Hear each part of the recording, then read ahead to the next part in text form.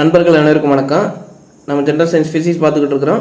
So 9th science பாய்மங்கள் அப்படிங்கிற topic கீழே வர்ற எல்லாத்தையுமே என்ன செஞ்சுக்கிட்டு இருக்கோம், டீட்டெயில்டாக பார்த்துக்கிட்டு இருக்கோம்.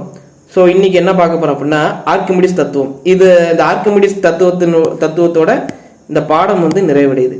ஓகே, இந்த ஆர்க்கிமிடிஸ் தத்துவத்தை பார்க்கறதுக்கு முன்னாடி முதல்ல ஒரு சின்ன கதை தெரிஞ்சுக்கிடணும்.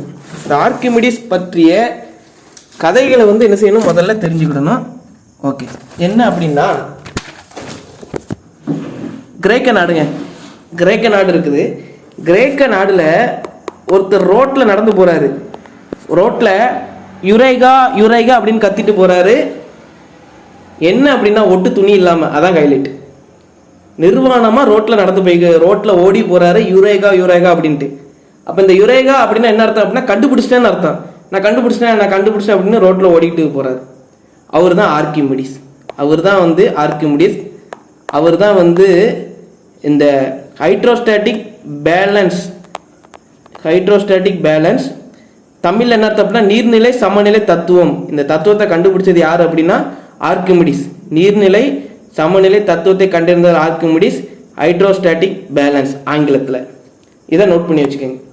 ஓகே, அப்போ இவர் ஏன் ரோட்டில் நிர்வாணமாக ஓடணும், அவசரமாக ஓடணும், இதுக்கான பின்னணி காரணம் என்ன அப்படின்னு என்ன அப்படின்னா ஒரு ராஜா இருக்கிறாருங்க அந்த கிரேக்க நாட்டில். அந்த ராஜானுடைய பெயர் அதெல்லாம் தெரியல, ஜஸ்ட் நீங்கள் கதையை மட்டும் தெரிஞ்சுக்கங்க. ஒரு ராஜா இருக்கிறார், ஒரு கிங்.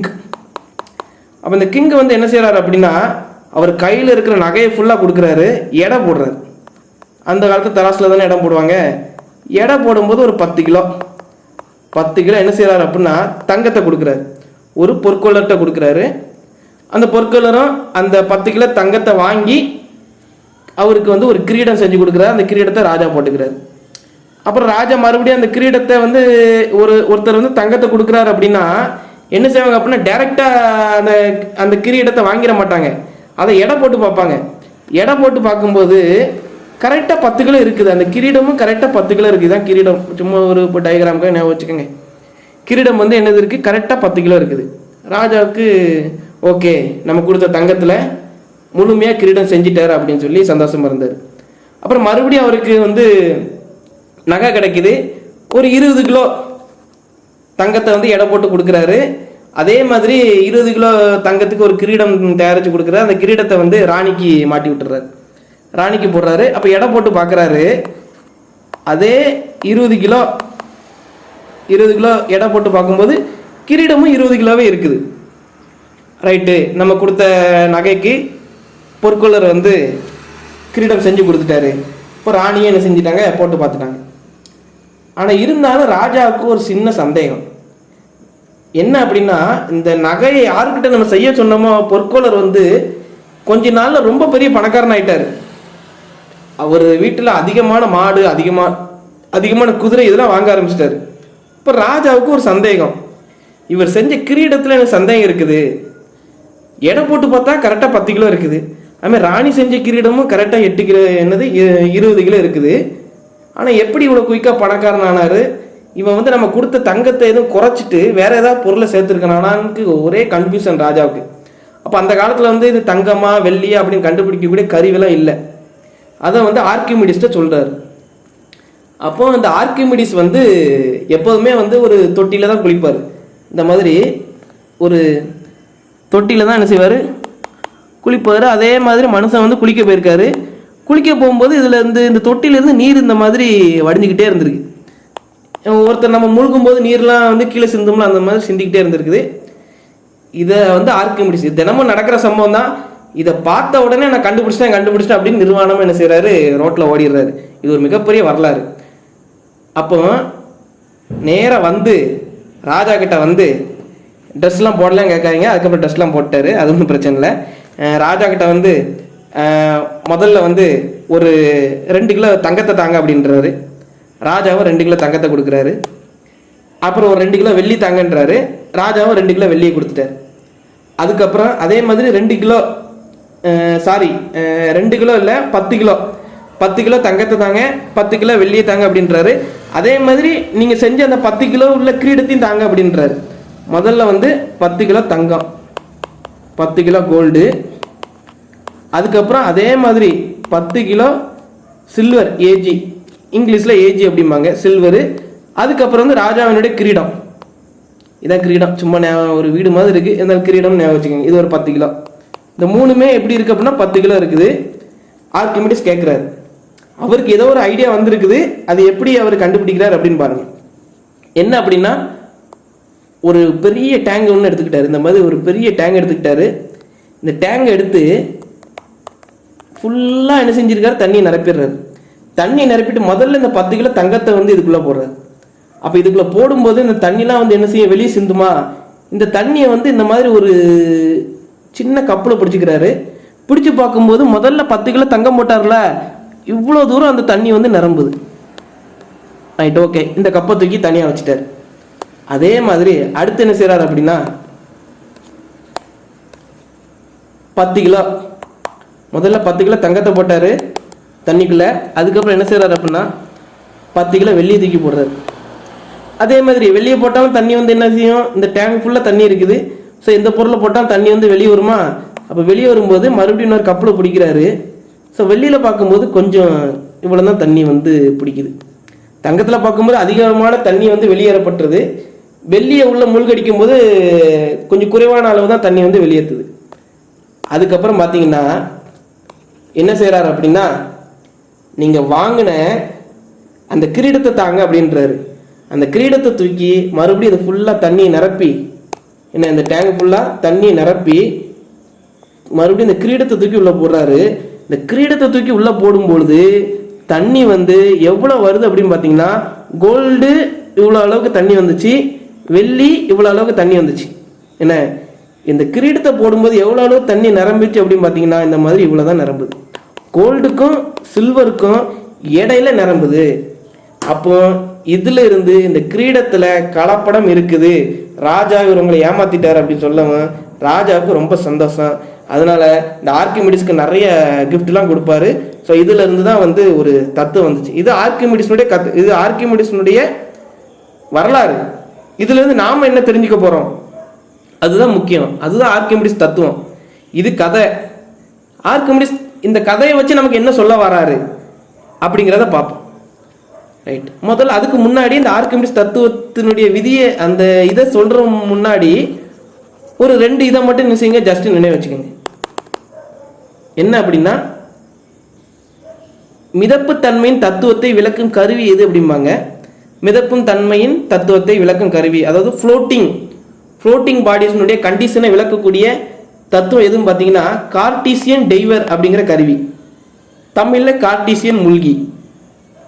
அதுக்கப்புறம் ஆர்கிமிடிஸ் கண்டுபிடித்த தத்துவம் என்னன்னு பார்த்தீங்கன்னா நீர்நிலை சமநிலை தத்துவம், ஆங்கிலத்தில் ஹைட்ரோஸ்டாட்டிக் பேலன்ஸ். ஓகேவா, இது ஆர்கிமிடிஸ் கண்டுபிடிச்சார். ஓகே, இப்போ ஆர்கிமிடிஸ் கண்டுபிடிச்சதெல்லாம் ஓகே. இப்போ அவர் வந்து என்ன சொன்னார் அப்படிங்கிறத பார்ப்போம். ஓகே நண்பர்களே, இதுதான் ஆர்கிமிடிஸ் சொன்ன மிதத்தல் தத்துவம். மிதத்தல் தத்துவம், இங்கிலீஷில் மிதத்தல் தமிழில் மிதத்தல் தத்துவம். அப்போ ஆர்கிமிடிஸ் என்ன சொன்னார் அப்படின்னா, பாய்மம் ஒன்றின் மீது மிதக்கும் பொருள் ஒன்றின் எடையானது. இது ஒரு பாய்மம் அப்படின்னா இதன் மேலே மிதக்கக்கூடிய பொருளோட எடை வந்து இதனால் வெளியேற்றப்பட்ட நீரின் எடைக்கு சமம். அப்போ ஒரு 10 கிலோ தங்கம், 10 கிலோ தங்கத்தை இதில் வந்து நம்ம உள்ளே விடும்போது எவ்வளோ அளவு நீர் வெளியேற்றுதோ, என்ன 10 கிலோ தங்கத்தை போட்டால் 10 கிலோ தங்கத்துக்கு நிகரான அளவு தான் வந்து என்ன செய்யும், நீர் வந்து வெளியேற்றப்படும். அதுமாதிரி 10 கிலோ வெள்ளி உள்ளத்துக்கு போட்டால் 10 கிலோ வெள்ளிக்கு தகுந்த நீரை தான் வெளியேற்றப்படும். ஆனால் ஆர்கிமிடிஸ் வாங்கின கிரீடம், அதாவது ராஜாவுக்கு செஞ்சு கொடுத்த கிரீடம் வந்து 10 கிலோ பியூர் தங்கம், அதாவது 10 கிலோ கோல்டு இருக்குல்ல, அந்த கோல்டு வெளியேற்றப்பட்ட நீருக்கு சமமாக இல்லை, அதை விட என்னது இருக்குது, கம்மியான அளவு இருக்குது. அப்போ அதில் வந்து கண்டிப்பாக கலப்படம் இருக்குது அப்படின்னு சொன்னார். ரைட்டா, அதுதான் வந்து தத்துவமாக எழுதி வச்சிருக்கிறாங்க.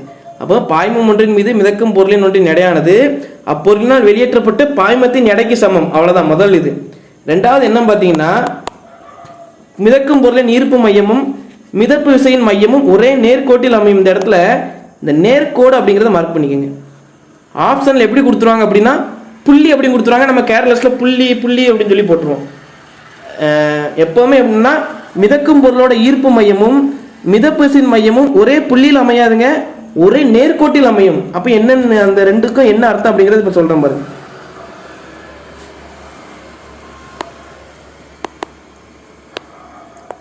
இந்த மாதிரி ஒரு பொருள், ஒரு கண்டெய்னர் இருக்குது. இந்த மாதிரி ஒரு கண்டெய்னர் இருக்குது. இதில் வந்து என்ன இருக்குது? நீர் இருக்குது. ஓகே, இந்த மாதிரி என்ன இருக்குது? நீர் இருக்குது. இதில் ஒரு பொருள் இந்த மாதிரி மிதக்குது. இதில் வந்து என்ன செய்யுது? ஒரு பொருள் வந்து மிதக்குது. இப்போ இந்த பொருளினுடைய ஈர்ப்பு மையம் அப்படின்னா இங்கிலீஷில் வந்து சென்டர் ஆஃப் கிராவிட்டின்னு அர்த்தம். அப்போ ஒரு பொருளுடைய சென்டர் ஆஃப் கிராவிட்டி எங்கே இருக்கும் அப்படின்னா இந்த பொருளுடைய சென்டரில் இருக்கும். ஒரு பொருளினுடைய சென்டரில் இருக்கும். இதுதான் வந்து அந்த பொருளுடைய ஈர்ப்பு மையம். ரைட். அதுக்கப்புறம் அந்த பொருள் மீது செயல்படக்கூடிய மிதப்பு விசை மையம். மிதப்பு விசை மையம் அப்படின்னா இங்கிலீஷில் என்ன அர்த்தம் அப்படின்னா சென்டர் ஆஃப் பயான்சின்னு அர்த்தம்.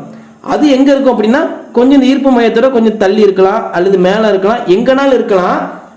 சரியா? அப்போ இந்த இது வந்து என்ன சொல்லியிருக்கேன்? ஈர்ப்பு விசை ஈர்ப்பு மையம். அதனால என்ன செய்யறேன்? ஈ மை அப்படின்னு போடுறேன். இதுதான் வந்து என்னது? அந்த பொருளோட ஈர்ப்பு மையம் அந்த பொருளுடைய சென்டர் பகுதியில் இருக்கு. ரைட். அப்போ மிதப்பு விசை மையம் எங்க இருக்கு? இங்க இருக்குதா? நான் சும்மா அசியூம் பண்ணிக்கிறேன். அது எங்கனாலும் இருக்கலாம், கீழே இருக்கலாம், மேலே இருக்கலாம். அப்போ இந்த பொருளுடைய ஈர்ப்பு மையமும் மிதப்பு விசை மையமும் இந்த மாதிரி ஒரே நேர்கோட்டில் தாங்க இருக்கும். என்ன, இந்த மாதிரி இருக்காது. இது வந்து ஒரு பொருளோட ஈர்ப்பு மையம்.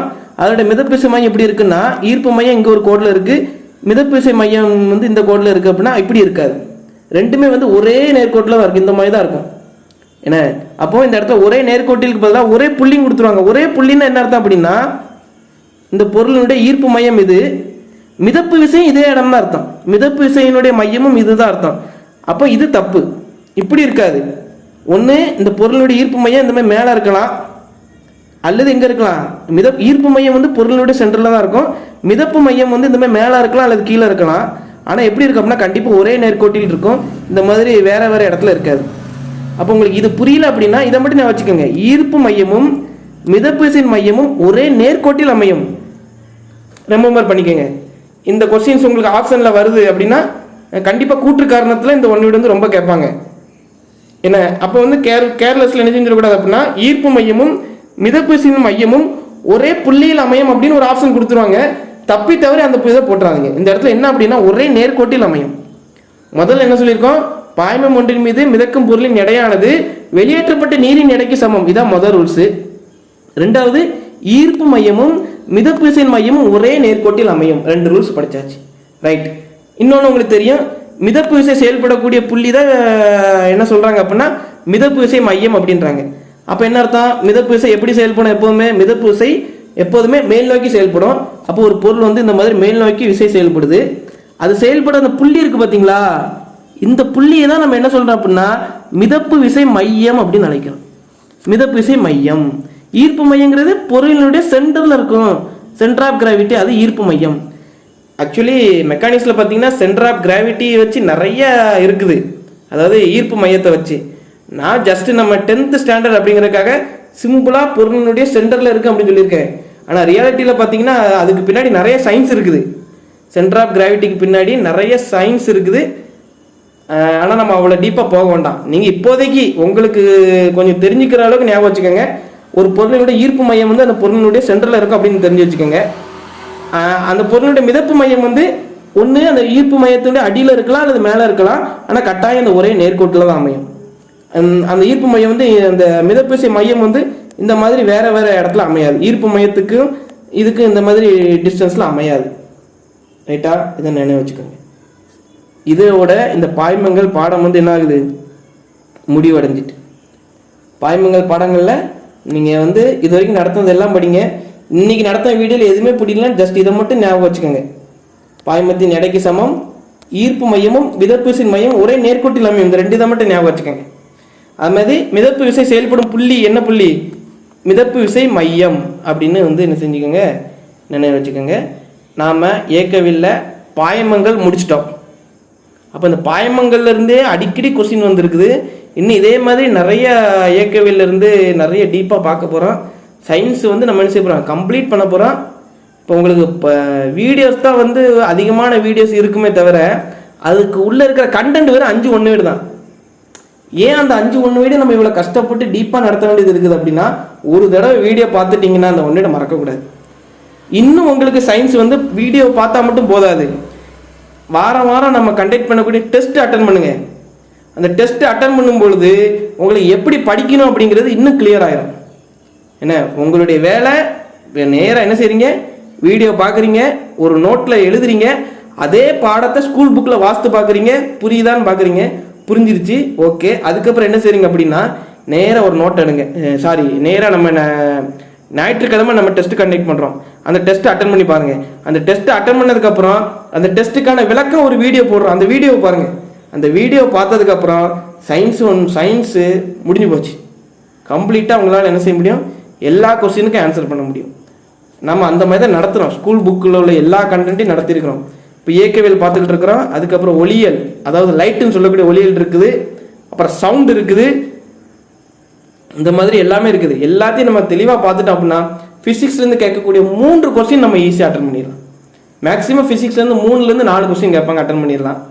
அதுக்கப்புறம் கெமிஸ்ட்ரியிலேருந்து 2 கொஸ்டின் ஷுவராக கேட்குறாங்க, அப்போ 4 2 6 ஆச்சு. பயாலஜிலேருந்து ஒரு 4 கொஸ்டின், 10 கொஸ்டின். இப்போ சயின்ஸ்லேருந்து வரக்கூடிய 10 கொஸ்டினை நம்ம அப்படியே அட்டன் பண்ணுறோம். உங்களுடைய வேலை மெமரி பண்ணுறதே கிடையாது, ஜஸ்ட் வீடியோவை பார்க்கக்கூடியது. ஓகே நண்பர்களே, இதோட வீடியோ முடிச்சுக்கலாம். நன்றி, வணக்கம்.